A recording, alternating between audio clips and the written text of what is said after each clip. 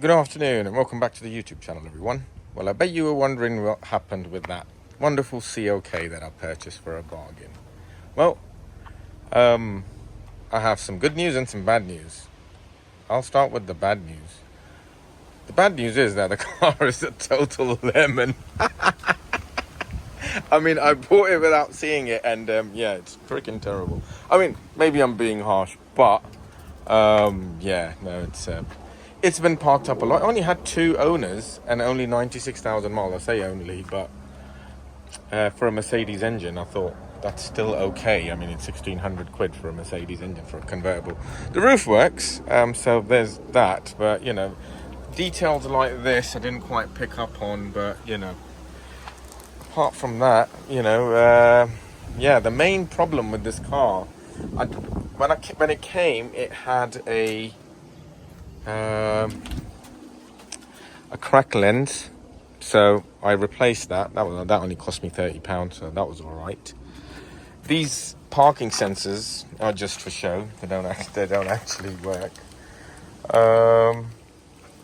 And yeah, it just had I guess the wheels seem to be in good condition, and actually the rear subframe was all right as well. But it's just the problem with this car. When it came, it had an error on the dash, which was for a coolant low level malfunction, and it turned out to be a faulty switch, which I had to get repaired. So it went into Mercedes and they did that, and then they gave it an overall health check, because the other main problem with the car was that it was misfiring very badly. It had a very lumpy idle, and I'll start it up in a minute and I'll show you what I mean.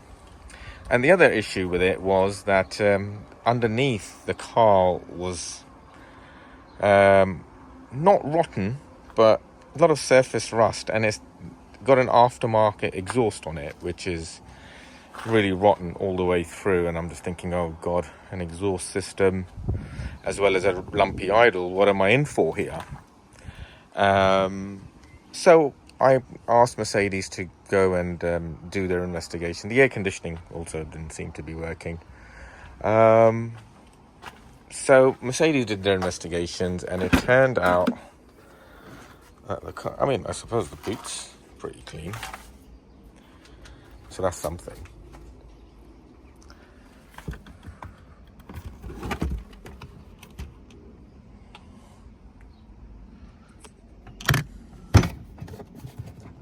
And yeah, I suppose under there, it's all the right kits in there. Smells a bit. Needs airing out, mate. Flippin' heck. But yeah, apart from that, it seems like a tidy car. There's a good car in here somewhere. But yeah, let's have a look at the interior then. It's got that more modern aluminium finish rather than the burr walnut that you normally get in Mercedes, especially Avantgards. Yeah, seems alright as well. So overall, you know, the car seemed like it had a pretty clean life.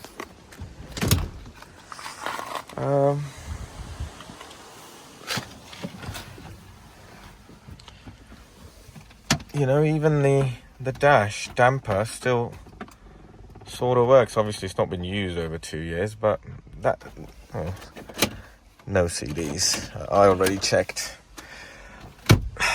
So you know, look at that. That's rare on a CLK, isn't it? And then, and the cup holder works as well, so that was good. And this manual, oh, when will I ever get to shift these gears again? Obsolete technology, this. Anyway, so yeah, that was the reason why I bought it, but alas, you know, it's got this problem. Now let's see.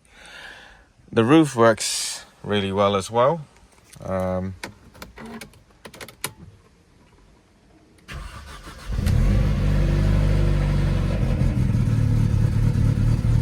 hear that?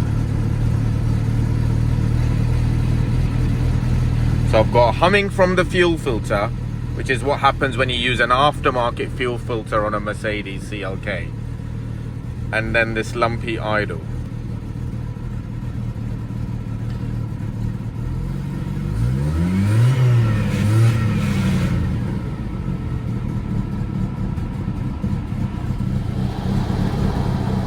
Really doesn't like it.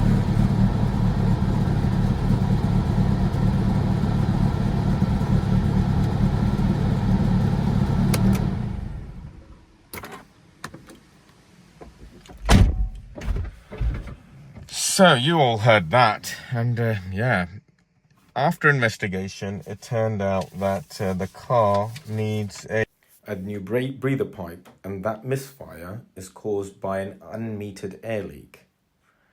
So even though the breather pipe itself is only £3.50, to fit it in, it's about £900. So the oil pan is leaking.